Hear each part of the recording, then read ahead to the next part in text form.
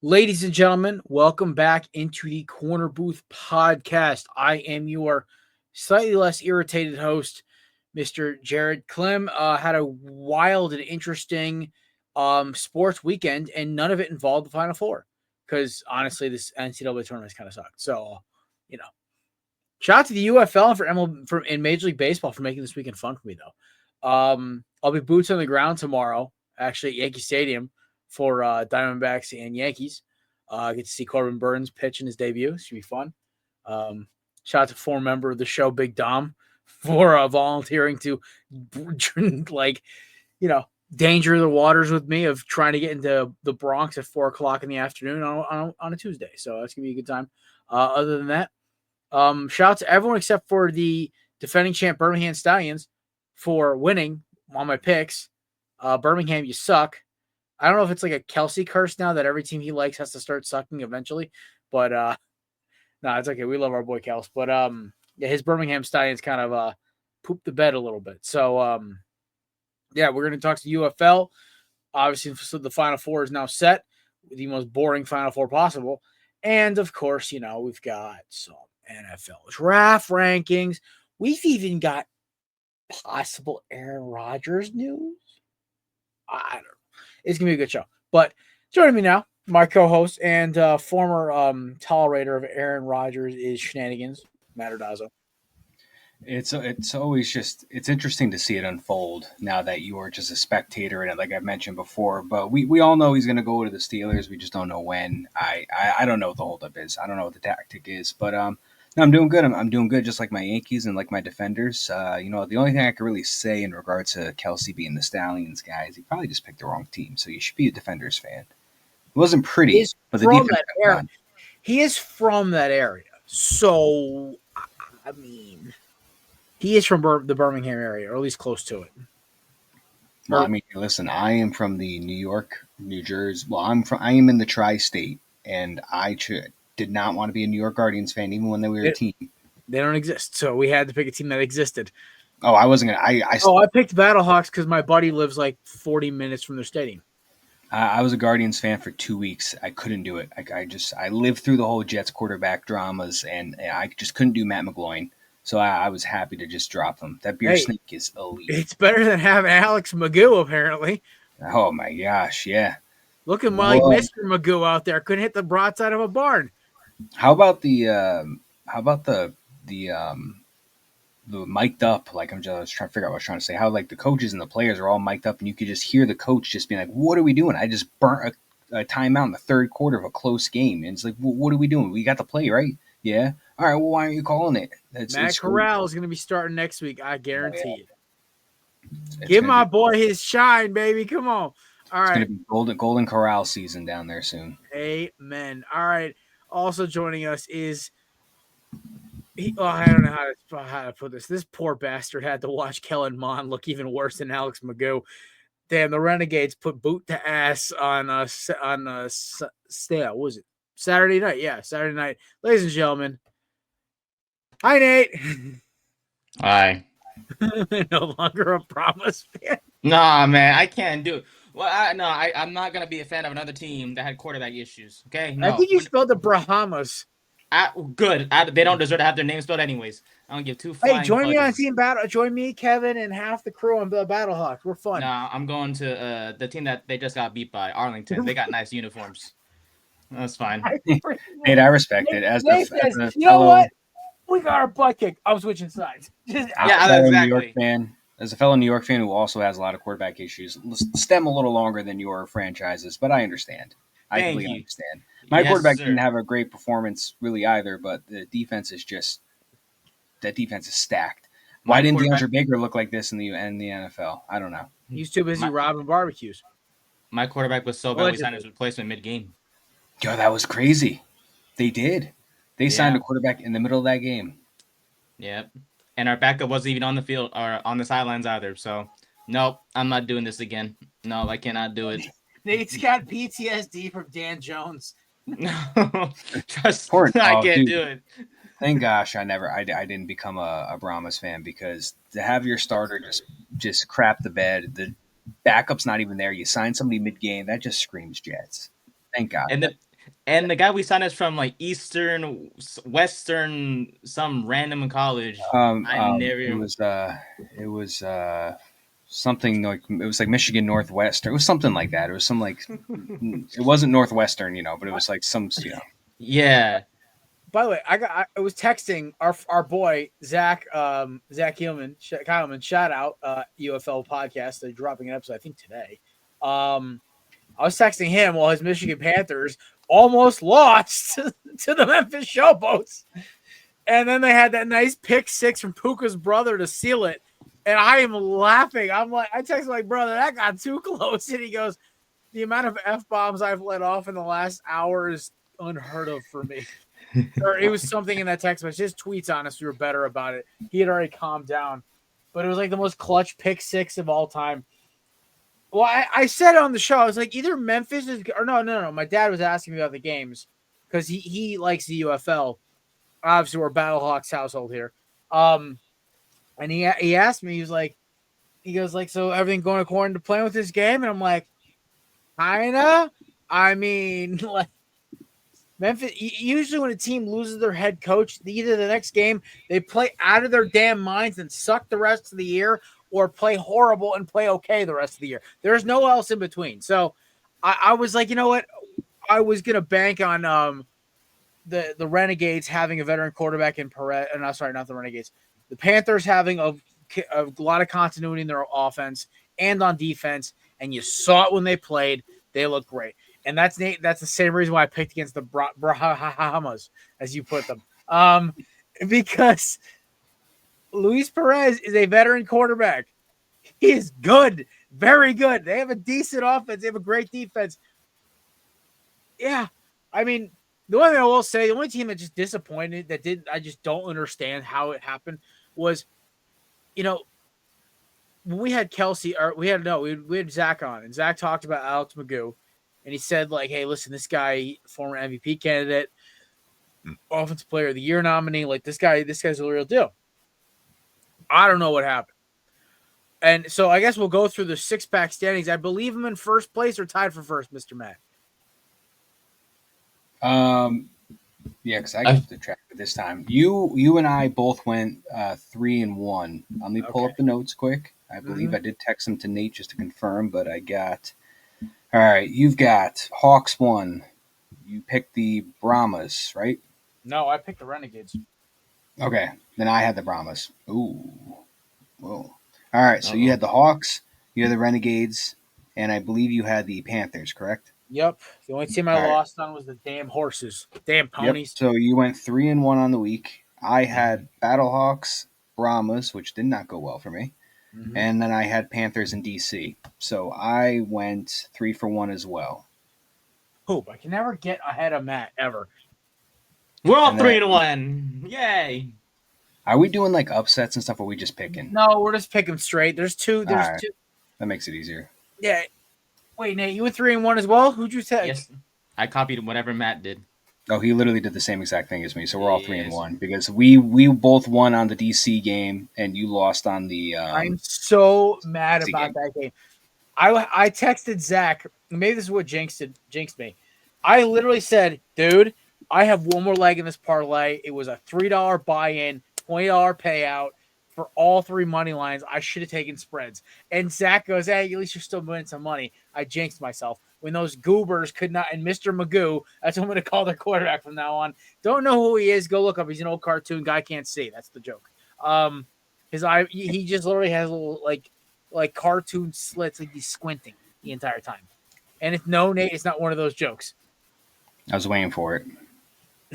He didn't even get it. That's a first. Yeah, I know. It went over his head so fast. If it makes you feel any better. If it makes you feel any better, Jared, I did do the UFL 4-pack standings, and we were all 3-1, but I put you first. Thank you. That Corona went down way too easy. I should. You know what I miss? Oh, man. I told my wife I really wanted it this weekend, but I didn't want to go get it. So I was more satisfied with the feeling of just wishing I had it rather than actually going fulfilling it. But I wanted a Rolling Rock for whatever the reason is. Rolling Rock 3-0. There's a country bar over by ESPN. It's I think it's like $3 Rolling Rocks. Oh, $4 Rolling Rocks. That's good. That's called Cadillac Ranch. I want to give back them a when, free pub because they charge for water. Cheap bastards. like maybe like eight, What are 9 we in years ago. Europe?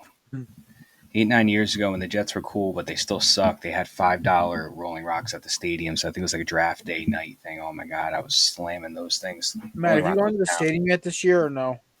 Just how bad are beer prices? I'm going to be paying tomorrow night. The Yankee. Oof, yeah, they're going to be expensive. So what? $15 for a pale ale?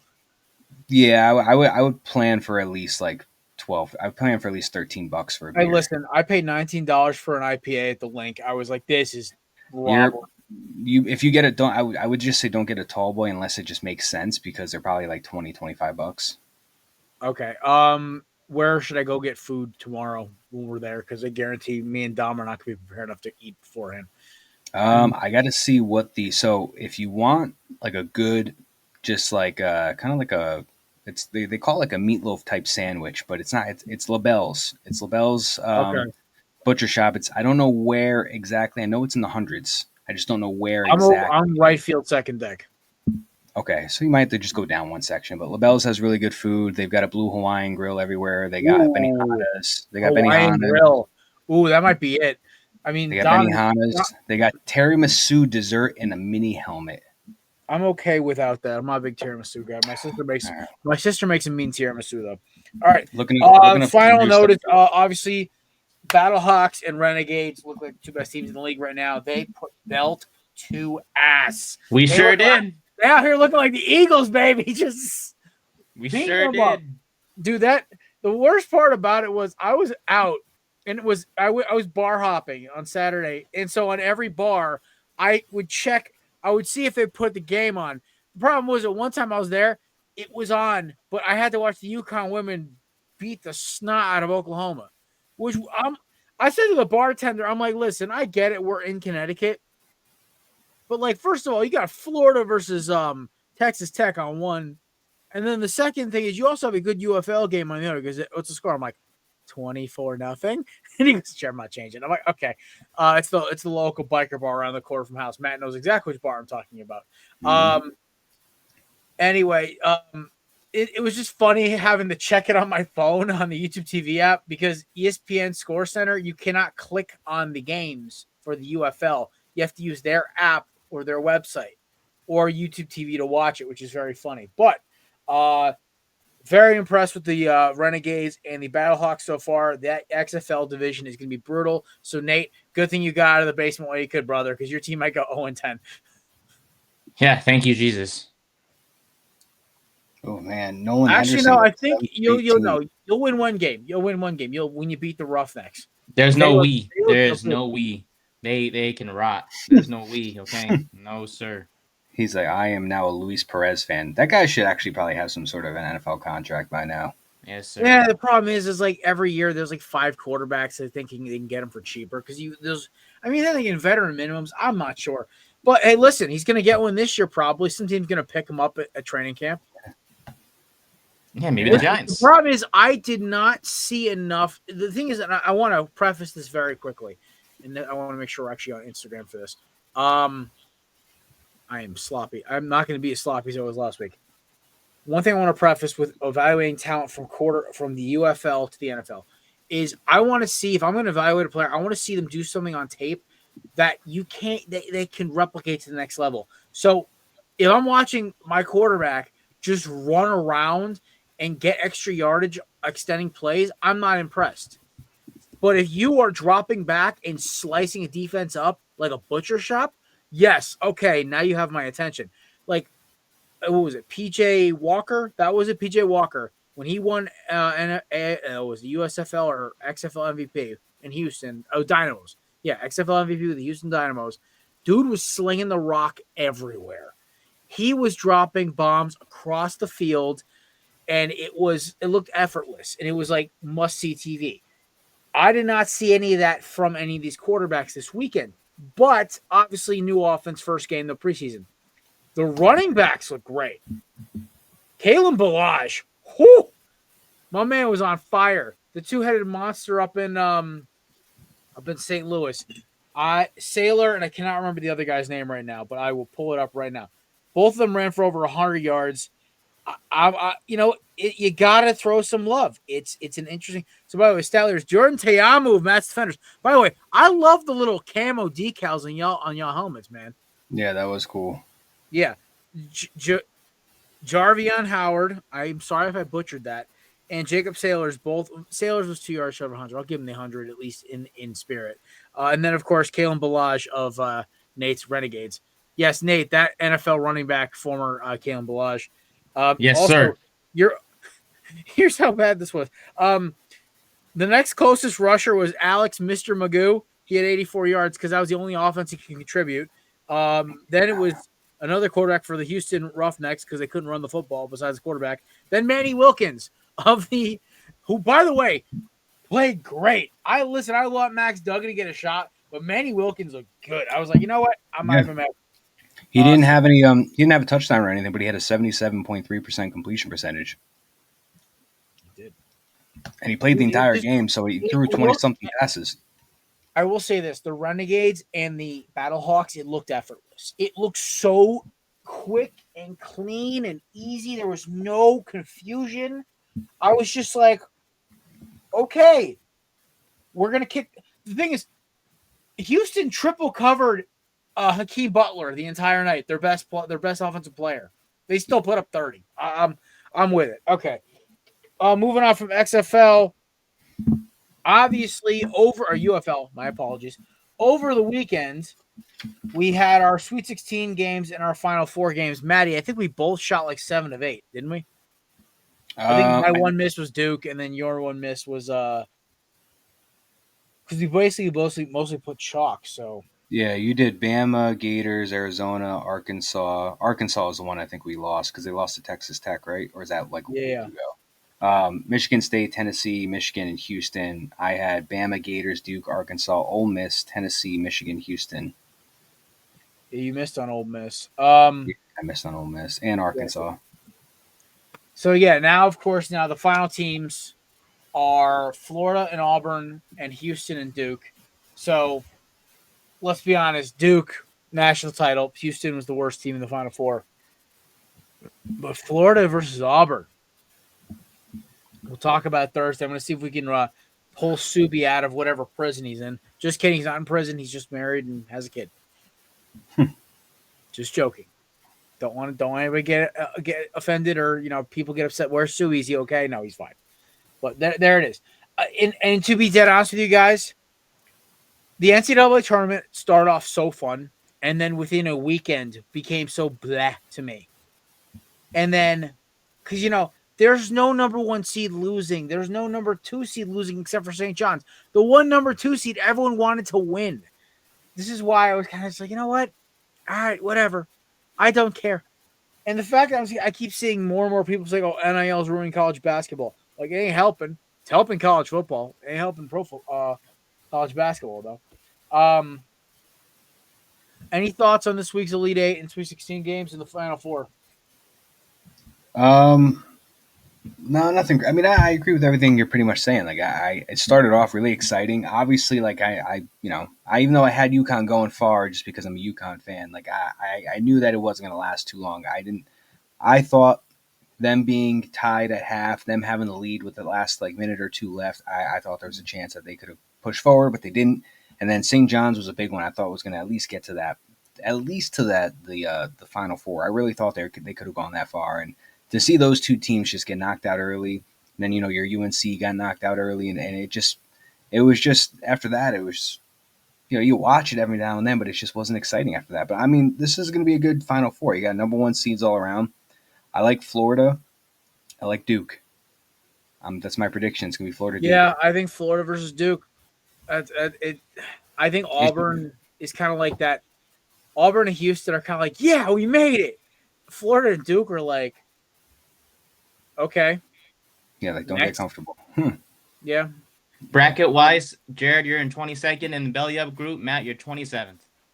Oof. I completely forgot I had a bracket.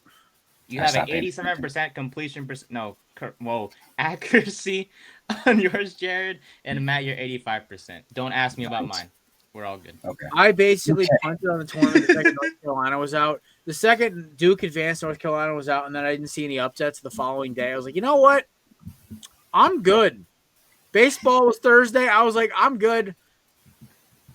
We'll put this in hibernation until next March.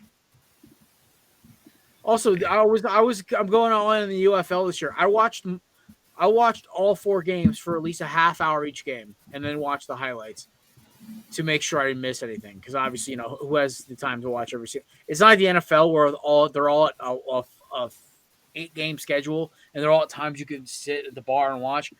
The UFL, the games are at noon, they're at 3, and I'm like, I'm doing stuff. I'm gonna catch up and watch the highlights, watch as much of the game as I can. I did get to watch all the Battlehawks game. I watched I'd say about 30% of the Renegades. They were up so early, I was like, all right, whatever. I did watch almost the entire Panthers Showboats game, and I watched the second half of Stallions versus Defenders. Very proud of myself. Zach would be too. I put a lot of effort in this weekend for that. But I watched a grand total of 7 minutes of college basketball, and 5 of it was women's.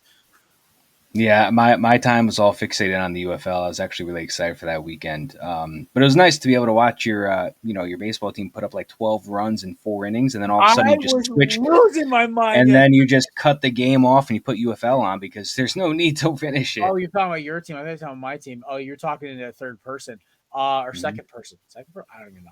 Anyway, yeah, no, your team now is the center of attention. New York Yankees apparently have George Costanza doing their all their home run stuff with these big barrel bats. These torpedo bats are called, and world class Red Sox crybaby Dave Portnoy.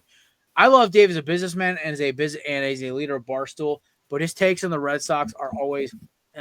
I think he missed on this one.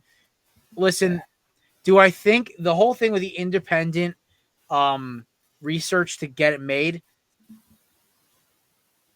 I think they should. The MLB could do something about making sure it's not like only they can do it, because then it turns into a whole like what the crybaby Packers are talking about, the tush push. I think as long as like every MLB is allowed to teams allowed to replicate this, who cares? You're allowed to. Alec Bohm of the Phillies today had a torpedo bat, and Bryce as long as I could hand one to Gabby Moreno or we take one away from Shohei Ohtani, I'm okay with it. They're fully legal. Listen, as long as every team has the same access to it, I don't care. This is a non-story to me. It was awesome. It was fun watching them lock that many home runs off of Esther Cortez and his stupid mustache. His Slim Shady hair. Yeah, just so lame looking. Also, and then the Brewers, man, like, just the guys complaining, and then you. I'm sorry. It was very funny. Matt, your team put up a fight. My team put up a fight. I don't know if you guys were watching my text yesterday. The Diamondbacks were down 6-2. I turned the game off. Then I watched the Stallions blow it. I'm in a bad mood. And then I tap in to turn the game on while I'm eating. And all I see is like hits start flying out. And I'm like, what's happening? Perdomo gets a hit. Marte. Then Gurriel hits a bomb. Josh Naylor, the go-ahead double. And it got topped off by a pitcher getting a base hit, a relief pitcher. Because for some reason, I still don't figure this out because I missed about 1 inning of work. Ryan Nelson, our long reliever, had to come in and hit. And he got a base hit because the infield was in. And I was just like, this is great. So 8-run rally by the Diamondbacks. They went 10-6. They will take on Matt's Yankees tomorrow at 7. I will be in attendance. Matt could have been, but he's got work and stuff. Lame. Yeah. Hey, listen. Hey, we'll see if those torpedo bats work against Corbin Burns too. When I was looking into it, because everybody was making a big deal about it, it's going to be big news. I was looking into it. The first thing that I read was that the MLB confirmed the bats are officially legal. They are approved. Anybody can use them. Now, the Yankees did hire a physicist from MIT to construct these bats, but this physicist was a member of the Yankees payroll and recently just transitioned to the Miami Marlins organization. So this man is an active employee of MLB teams and also has a physics background from MIT. He has his doctorate there. He was a professor. He worked for NASA, and then he made his way into baseball and was constructing bats. So this is just something that's very legal. Essentially, it's just a bat that's designed to have more wood in the meat of the barrel that's closer to the hands, hence the pin shape of the bat. It's designed to pretty much create more of a pop for hitters, increase contact and home runs as well. Notorious for Yankees usage since that's the team that's been spotlighted around it the most. But again, everybody can use them. As long as you get your hands on one, it's legal to use. And the players that use the bats on the Yankees are Jazz, Volpe, Bellinger, Wells, and Goldschmidt. Not Aaron Judge, who hit 4 home runs in 2 games. He does not use them, doesn't need it. Like Dave Portnoy was going off about it, but Aaron Judge does not use it. Once again, since using the bats, what I missed on that rant. Yeah, and at the same time, if you feel that way, just tell the Red Sox to use them. They can. It's not illegal. You're a public figure. You have influence. Yeah, there's no trash cans. There's no buzzers. There's no nothing. There's no sign stealing. It's just legal. Somewhere Hector's about to throw something at you, Matt. But since using the bats to start the season off, the Yankees are 3-0, and they've scored 36 runs, and they've hit 15 home runs. So these things do work. And the bats are legal, like I said, and everybody can use them. The Yankees aren't the only ones using them, too. Let's highlight some people. The Minnesota Twins, Ryan Jeffers, Toronto Blue Jays, Davis Schneider, and so does some of the Tampa Bay guys like Junior Caminero. They all use them, too. And like Nate just said, Alex Baum is going to use one or whatever, and maybe Bryce Harper. So they're getting to be around the league. No, that's what I was surprised. They said Judge didn't use it, but I knew he's got the power. Well, but also, so here's the thing: is like there's an issue here for guys like Judge and Harper, and like guys like Ketel Marte, guys who have very clean, crisp swings. There's no reason to use it because it's not like I don't know if you remember the big barrel bats when we were in like Little League and stuff. Like the ones that like they were like double the width. Oh yeah. And they were for like adult league games and stuff. It's not like that where it's the whole size is just bigger. It's because it's a little smaller towards the head of the bat and it's a little fatter towards the handle. It just redistributed where the wood is going to be on the size. So a guy like Harper, Judge, Marte, Ohtani, these guys who are well trained, who have great swings. There's no real issue in their or hitch or ability to get jammed. They won't use it.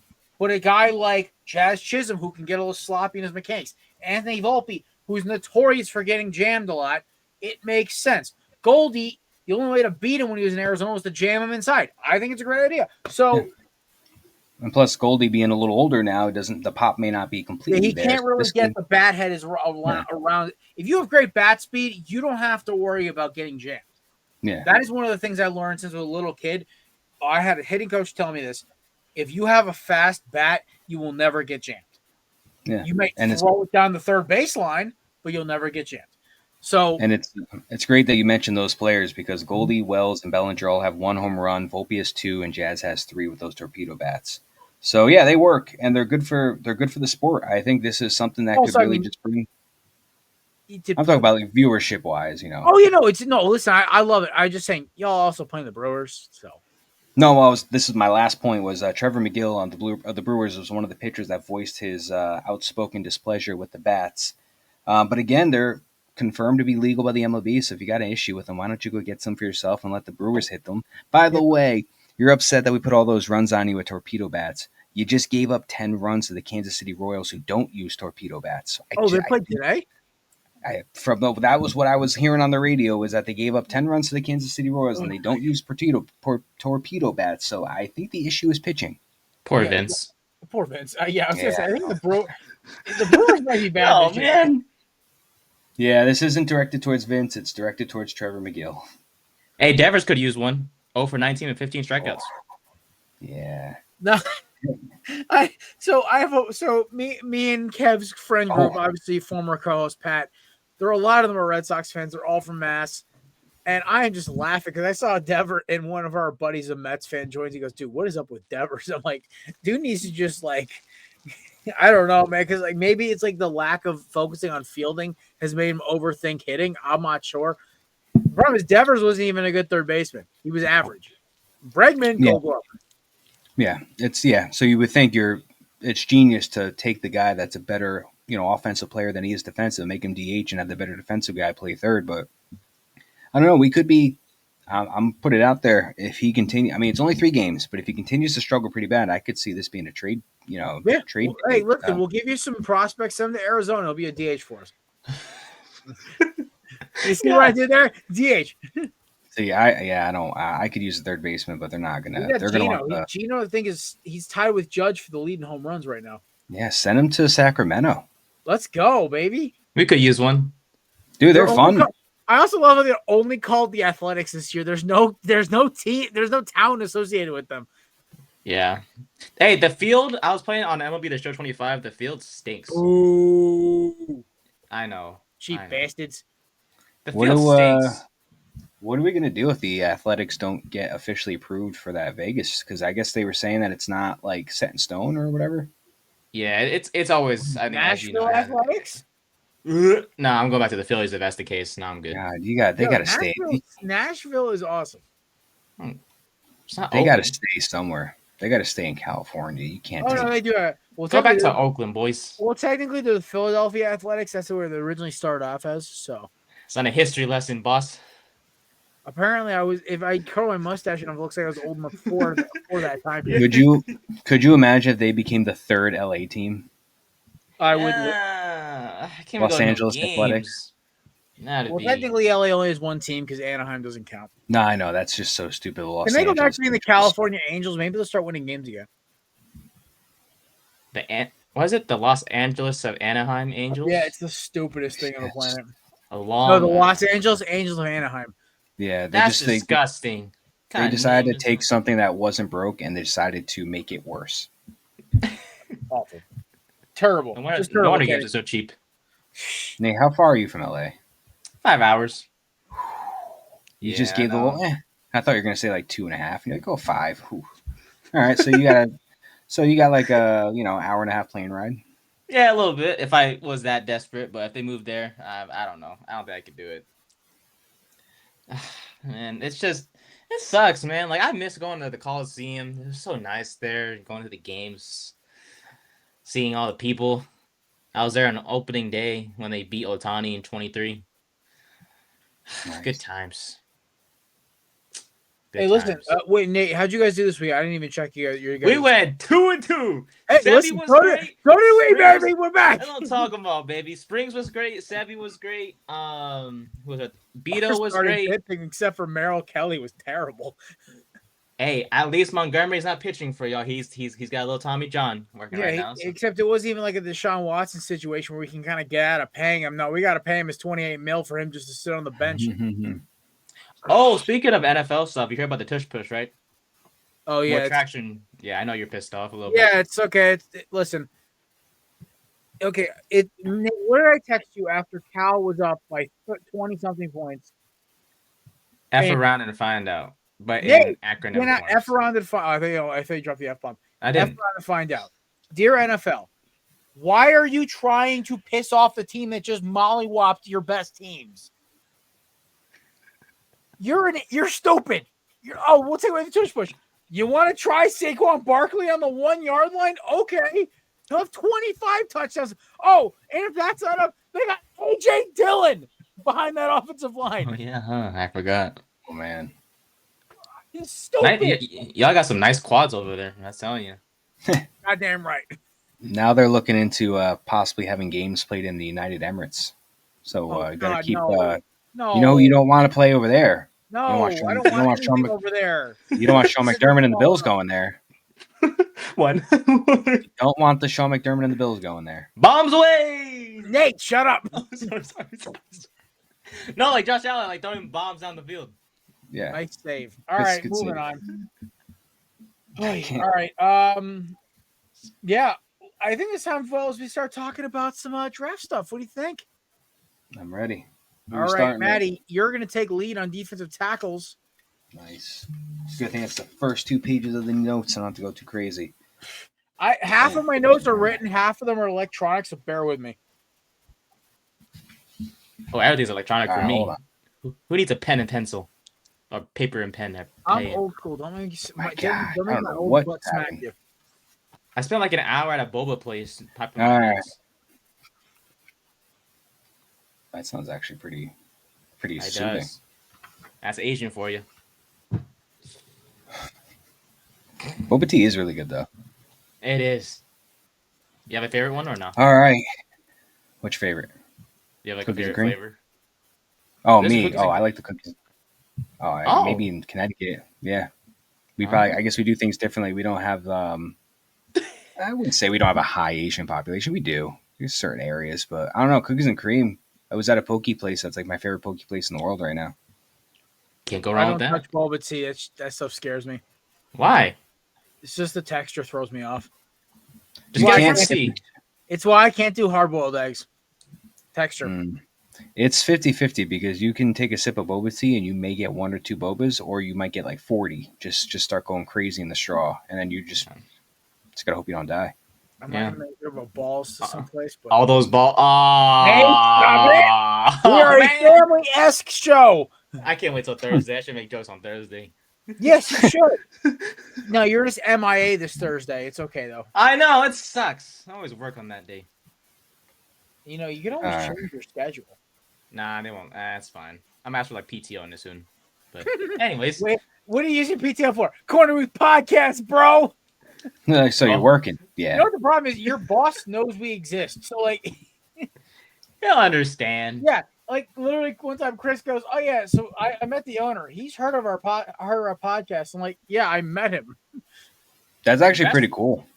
Yeah, me and Kelsey. I kind of followed Kelsey around while he marketed our stuff. By the way, I hope Matt, at least you, because it's not that far of a drive, you can at least make it out to the conference this year. We will see. I got a bachelor trip I got to do for like August to September. Okay, it's the beginning of August. If it's a month and a half bachelor trip, I'm gonna call. No, it's not. It's gonna be a lengthy 5 days, which is gonna be a lot. But I also made them do 5 days for me, so I can't complain. Fair enough. Defensive tackles. All right, who's your honorable mention there, Skippy? Let's get rolling. All right, my honorable mention is Tyleik Williams from Ohio State, 6'3", 334. Well, I submitted it first. So he's a big boy. That's what I wrote down in caps. Big boy, massive framed prospect. He is explosive and violent on his blocks, and he's got a strong punch as a terrific run tackler and locator. He's got good quickness for his size as well as footwork and foot quickness. Some cons. This is like a trend with a lot of positions this year, but he's got short arm length. He's hit or miss against double teams. He needs to improve his handwork and lacks ideal length. I don't know what it is with this class. Everybody has a short wingspan. MT Rex arms, baby. He is my honorable mention. My number 5 on my list, I got Derek Harmon out of Oregon. He's 6'4.5", 313. He did a 4.95 40. He's a powerful defensive lineman at the point of attack. Bullies the pocket and his blockers. He's got solid toughness, and he's a great blend of size, length, and strength. He's a versatile prospect that plays up and down the line and can power his way into the backfield. Some cons, he's got some tight hips. He's inconsistent when finishing his plays once he gains the advantage, and he also needs footwork improvement. Needs to also improve his sack production as well. Number 4, I got Darius Alexander out of Toledo. He's 6'4", 305, another 4.95 40. He had 28 reps on the bench. He's an above-average rusher, and he does a good job at attacking his blockers. He's got a 3-down skill set with good length, heavy hands, and long arms, which allows him to beat up on his defenders. And he's fairly instinctive rusher that let me read that one again. And he's a fairly instinctive rusher with active hands. Some cons: easily displaced guy when the pad levels are high, sluggish footwork, gets caught up fighting in his blockers rather than disengaging to go and find the rusher. And I think he needs to improve his speed and quickness. What do we got this one? Number 3, I got Walter Nolan out of Mississippi, 6'4", 296. Size-wise, he's an NFL starter. When he's singled up on the plays, he has a quick explosiveness and he beats his blocks. He wins as a rusher and has impressive playmaking production. He's very athletic and has a 3-down interior defensive lineman talent. Some cons: needs more consistent hands, disengages too quickly from blocks, doesn't have mind-blowing physical traits, and I think he needs to work on his pass rush. Needs to get a little more of a sack machine, but I got him at 3. Number 2, I've got the other Michigan guy. I got Kenneth Grant. He is 6'4", 331. And he is the biggest defensive lineman they got. He benches 22 reps on that bench press. Big body nose tackle with a solid frame. He can play in multiple spots based on the front. He's got adequate strength and knocks blockers off course, and he has solid performance against Ohio State in their in-season win. He's got heavy hands as an interior rusher. Some cons, though, he does lack a little bit of explosiveness, but that's kind of what you expect for somebody that's 330-something pounds. He lacks quickness as a tackler, and he has a poor first step quickness. And then my number one, I don't think it's really any surprise, but I got Mason Graham out of Michigan. 6'3.5", 296, 24 on the bench reps. Best interior defensive lineman in the game for me. He just does not stop. That was what I wrote down in caps. He does not stop. He has a nonstop motor, and he just keeps moving. He gets into his blockers before they can even get set into the blocks. He's lateral quickness when penetrating the gaps. He's a relentless rusher who used to wrestle. He used to do wrestling, and he brings that size, strength, and athleticism from wrestling into his game. And he's got outstanding burst when closing in on rushers and quarterbacks. Some cons, here we go again, stubby arms. He lacks length due to the span, and he needs to improve his sack production. But that's my top five, but I still think he's clear as a number one defensive lineman in this draft. I'm proposing a little arrangement between the three of us. If any of us are on the draft shows, anytime somebody mentions short arms on the draft show, we just do the little T-Rex arms. just quick, like, and then just don't acknowledge it. Just go, because if I hear one more damn dude talk about short arms, I'm gonna just lose it. It's like Kenny Pickett with his small hands back in 2021. It's like, guys, you're beating a horse to death. I mean, I cannot relate because I am a gentleman of the 5'11" persuasion and have a 6'2.5" wingspan. I was blessed with longer arms. But it was I'm not really in that department of complaining about the stumpy arms, but I get it. I understand why people are like nervous because, you know, a guy like Jordan Mailata or Lane Johnson or even Andrew Thomas and the Giants. Matt, to be honest, I couldn't. Besides Tyron Smith, I don't know a single offensive lineman besides Vera Tucker, but he's short. Olympic fashion. But anyway, long-armed tackles can extend their body and keep you the whole term at arm's length. That's literally what it means because they can keep separation between the tackle or the edge rusher. Once the defensive player gets in tight, that's where the hand fighting and the lack of movement and the leverage become essential. You see in a lot of these draft previews, they talk about leverage. Leverage is key, especially in the interior, because one of the kings of it is obviously Sexy Dexy, Jalen Carter, Geno Atkins, who retired a few years ago playing for the Bengals forever. Grady Jarrett was a free agent for about 35 seconds before he signed with the Bears. All guys who have great use of leverage and explosiveness, especially when you're getting double teamed. It is a nightmare if you don't have good leverage. So the long arms are an issue because guys with shorter arms have to get in tighter to get a grip on the player who's blocking them, whereas a guy with longer arms can keep. It's the same thing with fighting, basically, where you have a little more reach to grab, pull them in, whatever. I digress, but nice.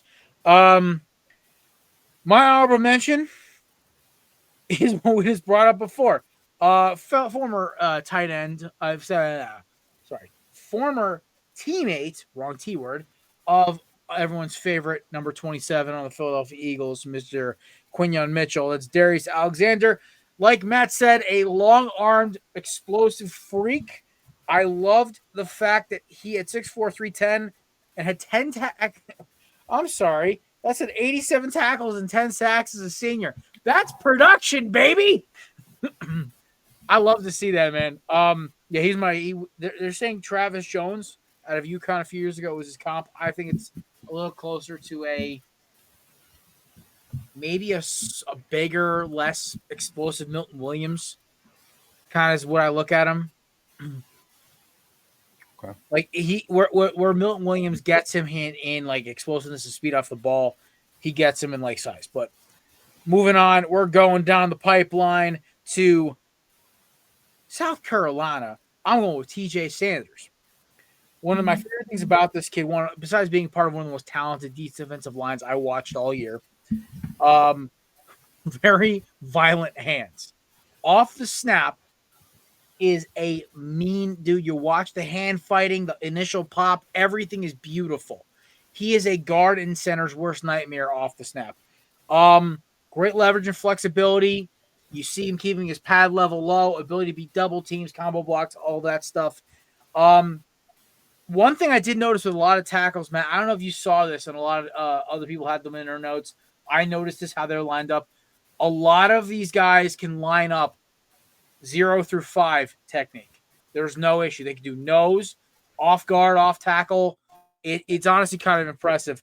And Sanders is one of them. And also, by the way, TJ Sanders is standing out, and he had one of the best freshman edge rushers of all time on one side, and then he has one of the most underrated edge rushers who's in the draft on the other. And he still put up numbers. It was great. Also, at 6'4", 297, he's a little on the leaner side, but more of an athletic player.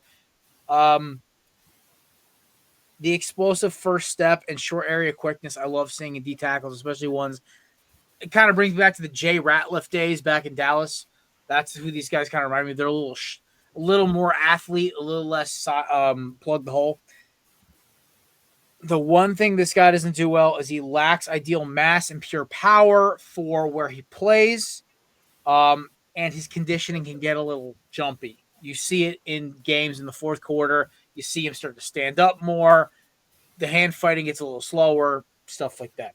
All right, moving on. Number 4, got big, bad Derek Harmon out of Oregon, 6'4", 313, a junior from Detroit, Michigan.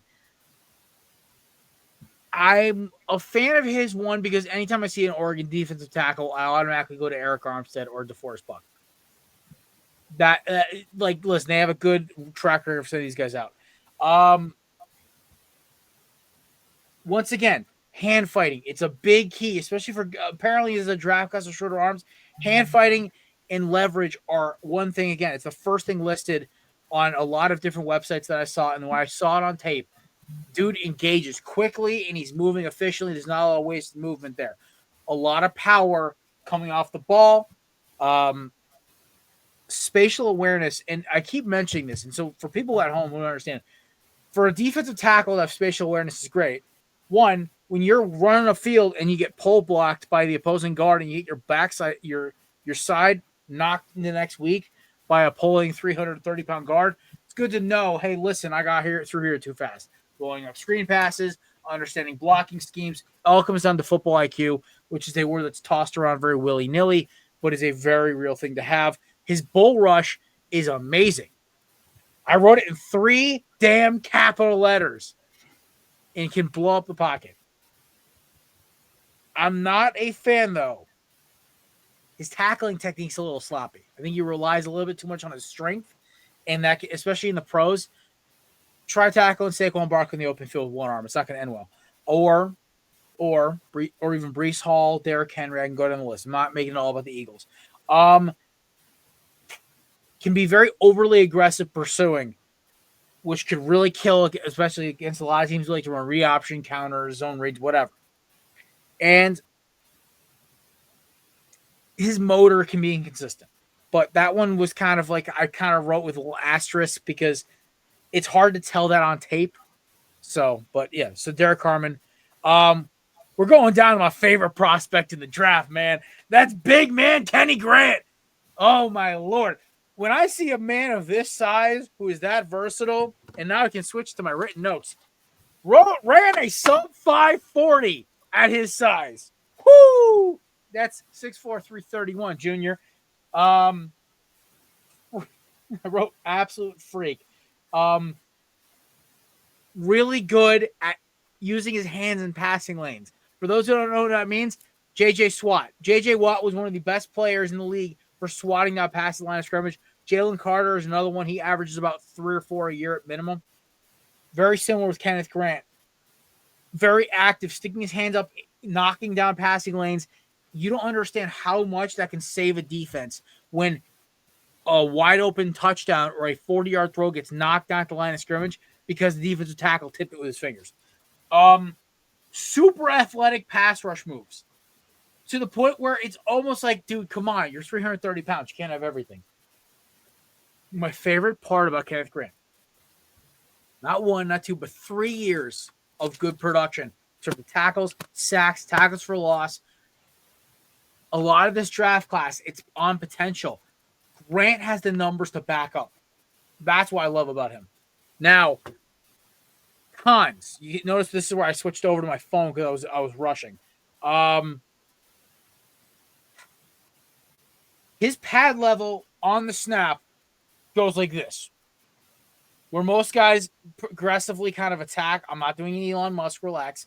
His pass rush goes up quickly for a high five. Just he's up and he's engaged. There's no progression. He's not staying low. I do worry at only 6'4" and the way he plays. I kind of get a Jordan Davis concern about his weight. This is why I didn't have him at 2. He weighed in pretty light at 330, 335, but he's been as high as 360. It's not a good thing to have that on the interior. You think, oh, it's good for plug in the lane. Guys, the days of Sean Rogers are not here anymore, okay, and Snacks Harrison. You need defensive tackles to be semi-athletic. I don't need them to be Jalen Carter or Jay Ratliff or Aaron Donald athletic, but I need them to be able to move. At least Sexy Dexy can get off the ball quickly. But other than that, Kenneth Grant, my number 3. Number 2, Walter Nolan at Ole Miss. If this dude was 15 pounds lighter, he's an edge rusher. He is a hell of a pass rusher. Incredible. The pad level. So I talk about it a lot because it's like, oh, why you mention so much, Jared? Actually, somebody asked me this who listened to the show last week. We were talking about edge rushers. Once you stand up as a pass rusher, you're done. Because unless you have freak athletic strength or you're like the best hand fighter in the world, you have lost all leverage. You have lost all ability to drive the pocket or at least get around your blocker. This dude plays very low shoulders to the ball, very high football IQ, diagnosing plays and blocking schemes, explosive as hell off the ball. Honestly, I prefer his first step over Mason Graham's. Mason Graham's is better. Mason Graham's better at a lot of other things, but Walter Nolan, it's just, and he's already in the guy's grill on the line of scrimmage. Position versatile. I can't even read my handwriting. Once again, another guy who can go 0 through 5 down the defensive tackle techniques. And you don't understand, as a defensive coordinator, that is a must. Because if I run a 4-3, I can have him play D tackle. If I run a 3-4, I can have him play D end. D end in a 3-4 is basically a D tackle. I digress. Anyway, it's a very good problem to have, or you could even play him inside the nose. It's a great thing to see. Number 1, guys, it's Mason Graham. Like we all know, he's a top 5 pick. I have him going to Jacksonville in my mock draft.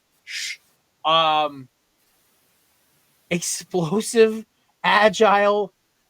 At 320, and also you watch his footwork when he's like trying to get around blocks, very nimble, which I love seeing big guys be able to basically do a ballerina pirouette around the guy after they've gotten their head knocked off.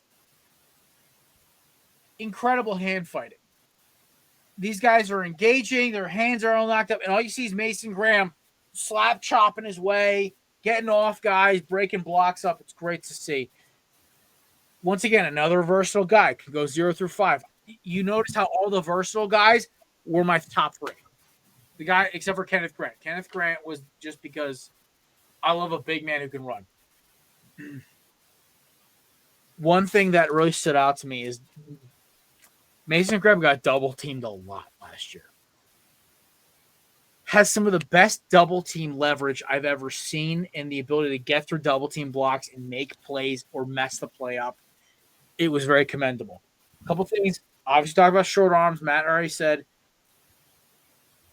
he can when he gets gassed, you can kind of see it in the end. He stands up a little bit. There's a little sloppiness to his game, and he relies too much on his bull rush. For all the hand fighting, it does not transition to good moves, swim, rip and pull, whatever. Relies a little too much on his bull rush, but his bull rush is incredible. So just to need a little versatility there. That is my defensive tackles. I am sorry that went so long. Nate, let's see those rankings. Yes, sir. Ta-da. Okay, Grant. Okay, you guys were there, Walter Nolan. There's This guy copied me. Damn, Nate, you copied him this time. Wait a minute. Nope, just kidding. All right. We'll share these rankings after the show because they are incorrect again. Mine are correct. Good job, Nate. Mine are correct. I think Nate just copy and pasted mine into his. Yeah, because it's easier for me to like copy and paste just to change the name. So I'll change it. It's okay. We'll show the official rankings after we finish our linebackers. But I do want to mention one player from our honorable mention. That was Shamar Turner, 6'3" from Texas A&M. He was actually a day one guy, or was projected to be a day one guy for the draft, but injuries, especially there's a foot. He cracked his foot, I believe. Yeah, he cracked his foot. Um, so he had to sit out the Senior Bowl due to the stress fracture from the foot. But overall, when he's healthy, he's someone to watch out for. Honestly, 300 pounds, but he has good length, agile to play on the outside, so he's versatile as well. It's hard to get underneath him. He has good bend, good agility, can't change direction. His weaknesses, honestly, when he wins as a pass rusher, it's more because he's of his athletic ability and not so much technique. He can struggle relies on the fact he's a freak athlete. Yeah, he can struggle to recover once he loses ground, and he did play through his cracked foot injury. But a comparison was Jahad Ward.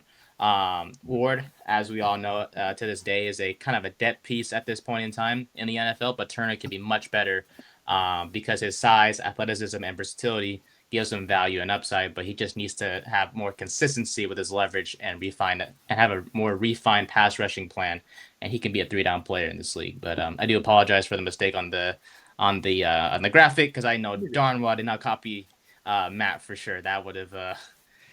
Listen, this isn't Spanish class, okay? Everyone's answers are subjective.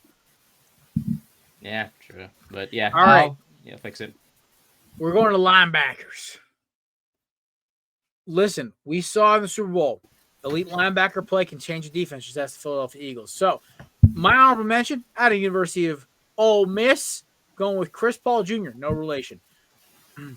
Natural instincts in zone coverage with fluid hips. I love when linebackers can kind of move and they can kind of act like field generals in the defense. It's not all about the rush and the passer, kids. The closing burst to me with Chris Paul is honestly kind of impressive. Now, we're not going to see this kid drafted in the 4th, 5th round. But as an honorable mention, it's one of those things I love to see with a linebacker where they're able to kind of just move quickly, and then the second they see where the ball is, it's 3 strides and a hit. So I'm a big fan. I just got a text from one of our viewers to say we're not on YouTube. I'm like, yeah, we're not on YouTube on Mondays. Appreciate the concern. Tomorrow will be X only. No, Thursday will be. Oh, the video for this one will be up. Yeah. No, I'll text him that later. I was like, tomorrow. I love his football IQ. Pre-snap, it looks like he's always a step ahead of the offense. It's a really good thing to see. A couple things I don't like. I don't like these 220, 6'1", 222. A little on the smaller side for a linebacker. Can be very overly aggressive and over pursue on runs, and it could lead to nice cutback lanes in the NFL, especially with a lot of running backs who are really shifty and could change of direction. Not great. All right, we're going down the pipe to Clemson for Mr. Barrett Carter. Now, personally, I had to watch this dude for 4 straight years abuse my Hurricanes. But he's actually earned it. He is one of those guys who is chaos personified as a linebacker, thrives on when a play is broken down. He always seems to be around the ball, always laying a stick, somehow always in the play, making something happen. Very quick and elite speed downhill. So we're talking the second he sees the gap, he's shooting it. He's scraping through the B, C, A gap, whatever, and he's doing it at a speed that's abnormal. Possibly like a heat-seeking missile. You know, I didn't want to use the same cliches, but very good, at least at the downhill speed off the rip. Great at taking on blocks on the move. A lot of linebackers, when they get taken on by a lineman coming downhill, they usually kind of just fall back, and it's kind of a whatever. He kind of engages. There's a lot of off balance, like pop to when he gets engaged. So that's what I like seeing. Shows impressive range sideline to sideline, which is always good because especially now where you're running a lot of 4-2 and 3-3 schemes. There's not a lot of room for error with these linebackers. They're asked to do more and be better athletes. He kind of fits the bill. What I do not like is when he engages on these blocks, he does struggle to get off them. He also, unlike Chris Paul Jr., who is very good in play, diagnosing plays during the actual snap, Barrett seems to struggle with a little bit. One of the things why I bumped him down because I loved his tape. Also, then again, Dabo Swinney defense, always solid. Has a tendency to overrun plays too. But then again, a lot of these linebackers have that issue and can get caught flat-footed in the coverage, which is one of the red flags. I don't like having linebackers who kind of sit there because that's usually where tight ends or slot receivers will beat them. So, number 4, we're going over to UCLA to the Caucasian brother, Carson Schwarzenegger.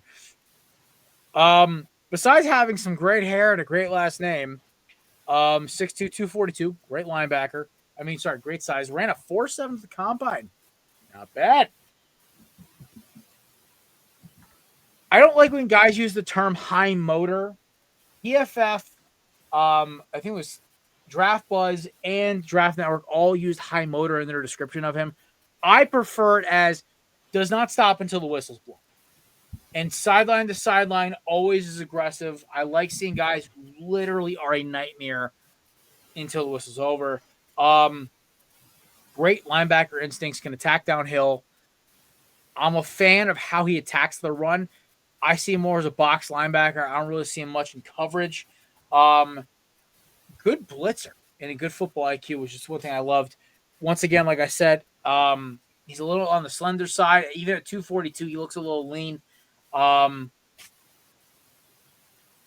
the best against downhill blocks. You will start to see when he's stacked behind defensive tackles, he'll almost kind of get baited into that downhill block, either the guard or the center of the tackle coming down to get him, and sometimes can over pursue. Coverage has improved as he's progressed in college at UCLA, but then again, we're not going to notice this truly until he gets drafted. Number 3, we're going Demetrius Knight Jr. out of South Carolina. A lot of Gamecock getting drafted. Go Cox! All right. 6'2", 235. Decent size. 4'5", 40. Alleged, unofficial. Not going to lie. Sorry, no. That was combine time. Never mind. I take that back. All right.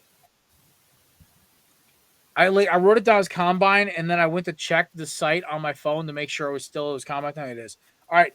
Once again, another great downhill guy. I don't know if you guys remember Cooper last year at Texas A&M. That is when I think of a prototypical downhill linebacker because he's just going to hit the hole hard and fast, aggressive, phrasing. Great instincts as a blitzer. Impressive zone coverage.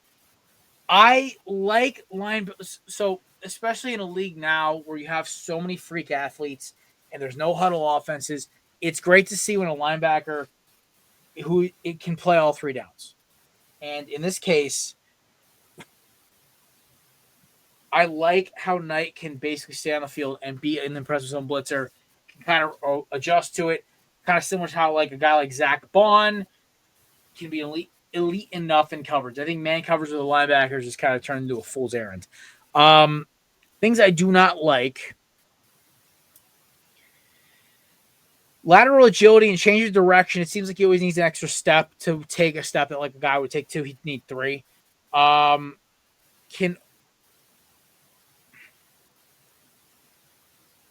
kind of wait too long on run fits, if that makes sense. He kind of sits, waits, and then by the time he makes the adjustment and goes, he's missed his shot. Last one I wasn't really a fan of. He's got good straight line speed, but game speed, I noticed it always seems like he doesn't take the right angle. But then again, that gets covered by the fact they have 4 freak athletes on the defensive line. Going to the big 2. Listen, at this point, it's like guards when we did our guard rankings. There's 2 really good ones at linebacker this year. The rest of them are going to be kind of projects. So it's kind of take your pick. Number 2 to me is Jihad Campbell.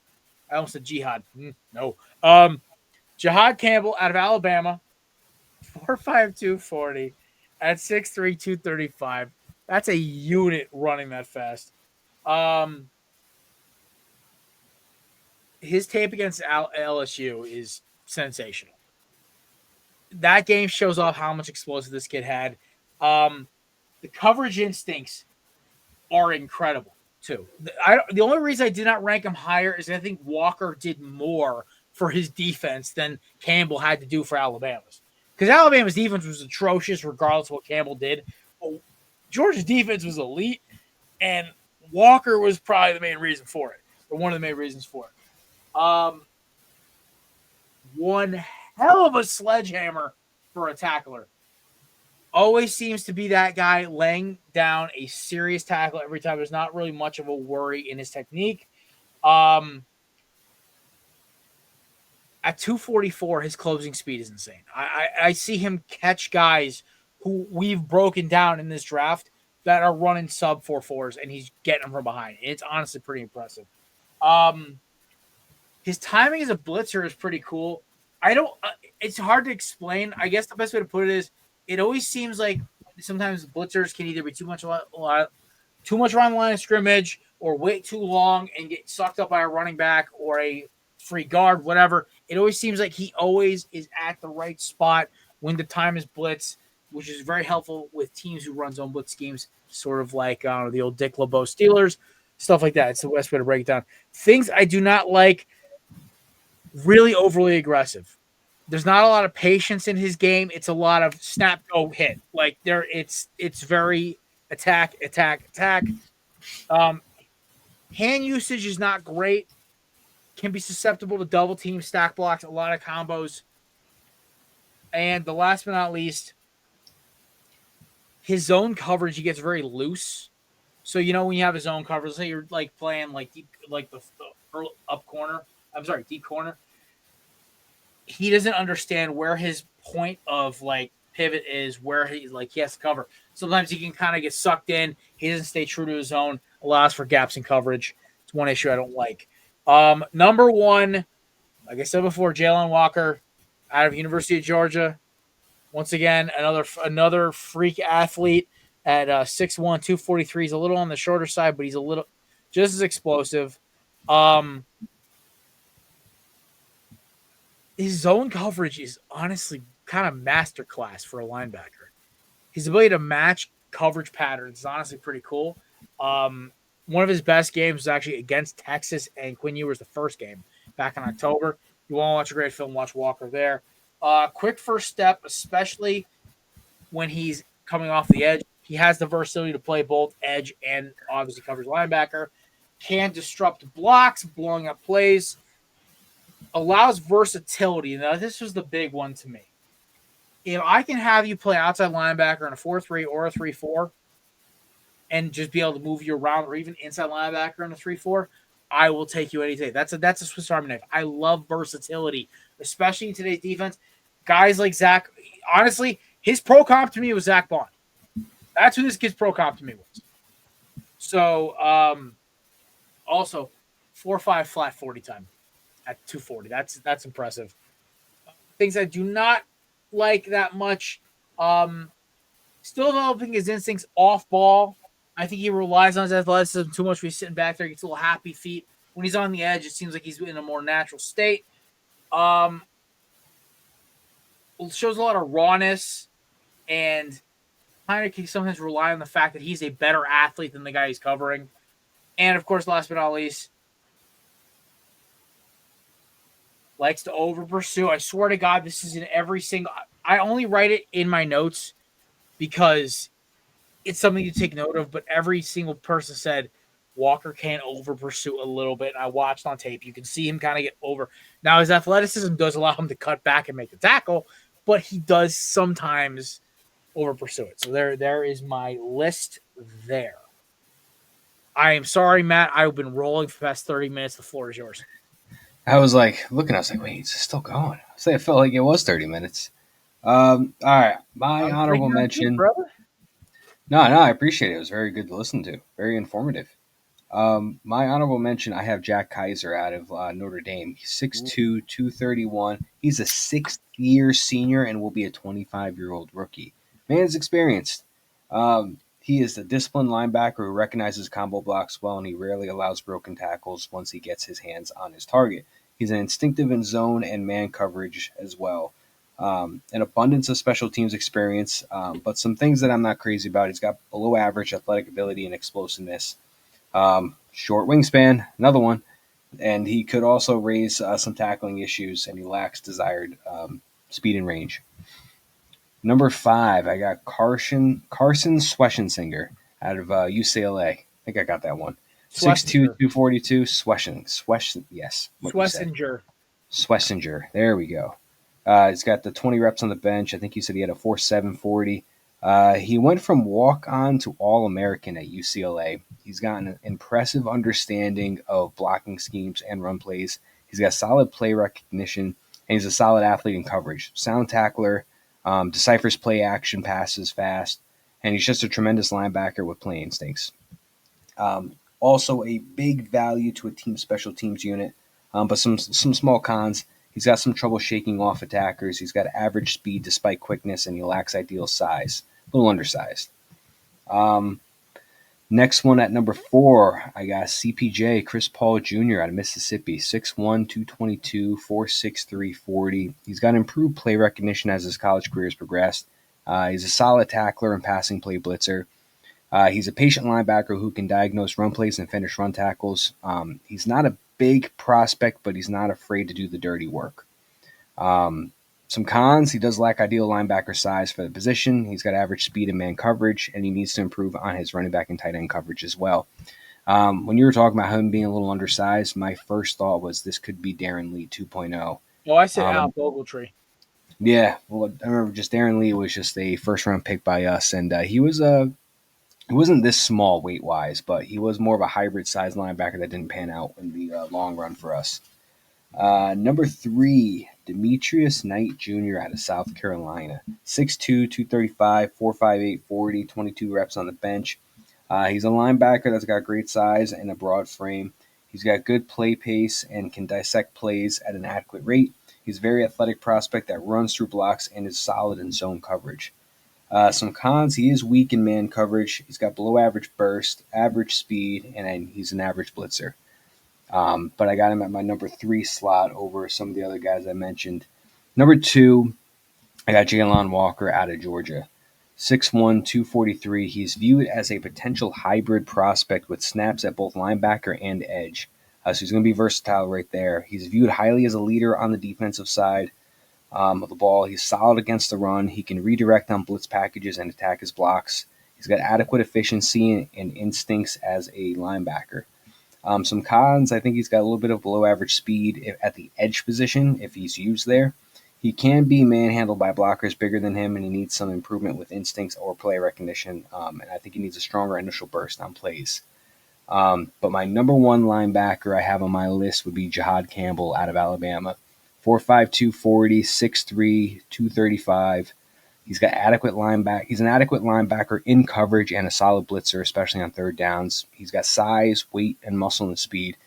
He's a solid tackler. He can also mirror running backs in coverage. He's got quick read and react play instincts as well. Some cons, I think he needs to work on powering through his blockers. And he's got such tremendous athleticism and speed that I think sometimes it can mask some errors in his game. He's just a freak of an athlete, but I think there's just some things he needs to spruce up on that those things can kind of mask, but I don't know if they're going to get masked in the NFL. It may work at the college level, but I don't know about the pros. But that is my number 1 right there. Campbell, Walker, Knight Jr., Chris Paul, not CP3, Carson Schwessinger, almost, and Jack Kaiser is my honorable mention. There you go. All right. Nate's got his up. Nate's looking at Jaylon Walker. Let's go, baby. Yes, sir. I love Walker and his versatility. You can put him on the edge, put him on the outside at linebacker in a 4-3 or 3-4. That I love that guy. Something about these dogs, man. These Georgia Bulldogs. I'm kind of hoping like if there was any player we traded for, it would be Jaylon Walker, but he's not going outside the top 10, so it's not. Yeah, it's gonna be tough. Yeah, I love Dolak and his productivity. Buffalo. Now, the only thing with that is like it's a question as to whether it was because of his play or because the opponents that the team played against. It's Because film action, dude. Tackles are tackles. it's tackles are tackles. So I love him honestly, and then I want to bring up Mondon Jr. from Georgia as well. 6'3", 235, 5-star recruit, come out of high school, and like Walker, right? You know, when you come from Georgia, you're really freaking good. Elite No, straight when you line play speed. at Georgia, you're really freaking good. Yeah. So and I think it will translate to the next level. Honestly, I think NFL teams, they love speed, athleticism, versatility, and he has all three of those. He does need to bulk up a little bit and work on his technique, but honestly, he has limitless upside, elite straight line speed, limitless range, height and length, give him multiple advantages. He can obstruct passing lanes, like knock down passes, and he's versatile enough to attack from multiple alignments as well. So I love him for sure. He's someone to watch out for. He'll probably start as a rotational player, but with some time, I think he could be a starter at the next level. But yeah, I just want to bring up, Mondon and also Dolak as well. Like I said, one of the most productive players during his time in college. Undersized, if anything, that's a major flaw, if anything, for him. He's kind of built more like a safety, but if he can bulk up a little bit, he's going to be a really good linebacker in the NFL. So, but otherwise, this graphic was right. Thank Lord. But yeah, we're all good. Those are your linebacker rankings for this year. There you go. All right. So, Nate, folks, when you were we have one more. Safeties and corners next week, and that's it. And then And kickers. you can do kickers by yourself. Who cares about kickers? Chris does. Yeah, well, Chris doesn't work for the show anymore. Chris is an No. independent contractor now. But he would be proud if we did kickers. Yeah, you can do kickers by yourself as a TikTok short, okay? On Third 10 Podcast. There we go. No. Nate, your Back last in your shadow realm, Nate. you mentioned honorable mention was it Shamar Turner or For defensive tackles, yes, Yeah, it was. so, Yeah. as soon as you mentioned that, my phone must have heard somehow, but on Twitter, the first thing that popped up, or X, I should say, the first thing that popped up was a Shamar Turner highlight, and the caption was coaches are having concerns with penalties by him, and I literally watched this guy get up, just low blow a guy, and then immediately stand up and just punch him right in the face, and I was like, "Ooh." Would you be willing to send that to me there, Matt? I gotta find that. When I saw that, I literally thought, "Oh my god, this is Ndamukong Suh, like Junior." Let's go! I love Sue. I gotta find it, but I'll send One-time it to you. Eagle, Ndamukong Suh. Dang right. That was a He was fun a season with. Yeah, who had a good season with us? All right. Yeah, so mock draft is the following week after we do safety, so we'll do a live mock draft on air.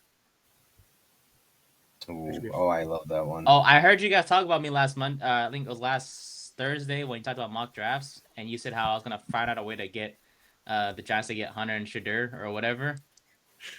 Yeah, dang right. I'm gonna figure it out. Yeah, they trade the Mara's second-born child for them. Oh, hey, my Lord. It could happen. Shadur is falling.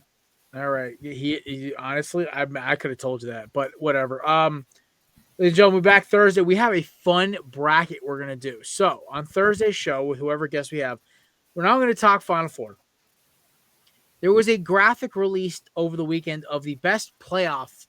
So NBA playoffs, NFL, NHL, Stanley Cup, World Cup.